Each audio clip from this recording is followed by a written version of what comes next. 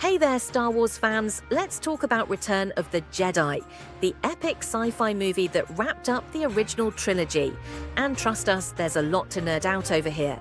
First off, here's the basics. Return of the Jedi dropped on May 25th, 1983. Richard Marquand directed, but you still get heavy doses of George Lucas magic. He cooked up the story and produced, and he and Lawrence Kasdan handled the script. And of course, John Williams is back with that legendary score we all hum in the shower. This movie is a wild ride. 131 minutes of action, heart, Ewoks and lightsabers. The budget? Around $32.5 million. For the original run, it pulled in almost $475 million at the box office. And with all the re-releases since, it's made close to $1 billion worldwide. Not too shabby. So, what's the story? We jump back in right after The Empire Strikes Back. Our heroes, Luke, Leia, Chewie and Lando, pull off a wild rescue mission to save Han Solo from that giant space slug creep, Jabba the Hut on Tatooine. There's a sail barge, a whole lot of chaos, and Jabba gets what's coming to him.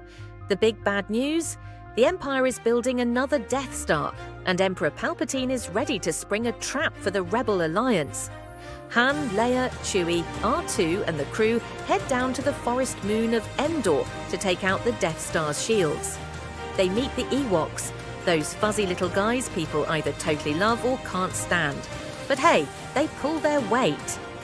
Meanwhile, Luke heads straight for the Death Star to face Vader and the Emperor. It's the classic showdown. Palpatine tempting Luke to the dark side, Vader caught in the middle, and then boom!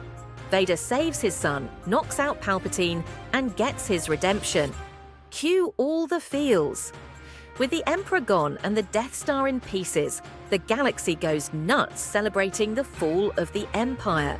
The cast? You already know him, but here's a reminder. Mark Hamill as Luke, now basically a Jedi Master. Harrison Ford as Han Solo. Carrie Fisher rocking as Leia. Dee Williams as the ever-smooth Lando, and droids galore. Don't forget Ian McDiarmid makes his big debut as Emperor Palpatine, and we finally see Sebastian Shaw as the real, unmasked Anakin Skywalker. The production story is just as cool. Lucas actually tried to get Spielberg to direct, but ended up going with Richard Marquand. Filming happened all over, from the Arizona desert to the redwood forests of California. Yep, that's Endor. Industrial light and magic jammed in groundbreaking effects, puppets and some really wild creatures. Jabba, that creepy rancor, you name it. How did people react? At first, reviews were kinda mixed. Critics thought it wasn't as fresh as A New Hope or as deep as Empire, and the whole Ewok thing split fans right down the middle. But guess what? It was still the top-grossing movie of 1983 and even snagged a Special Achievement Oscar for all those cool visual effects. Legacy-wise, Jedi is huge.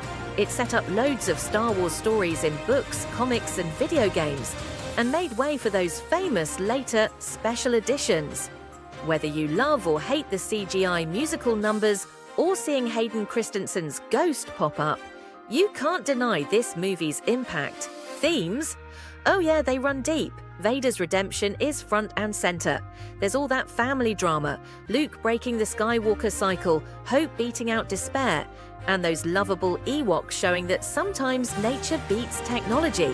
Some extra fun facts for you. Harrison Ford actually wanted Han to die for some added drama, but Lucas said no. McDiarmid was just 38 when playing super creepy Emperor Palpatine. That's a lot of makeup. And yeah, everyone still talks about Leia's gold bikini. So what do you think of Return of the Jedi? Love it, hate it, or just here for the Ewoks? Drop a comment and don't forget to subscribe to Movies of the 80s for more awesome throwbacks.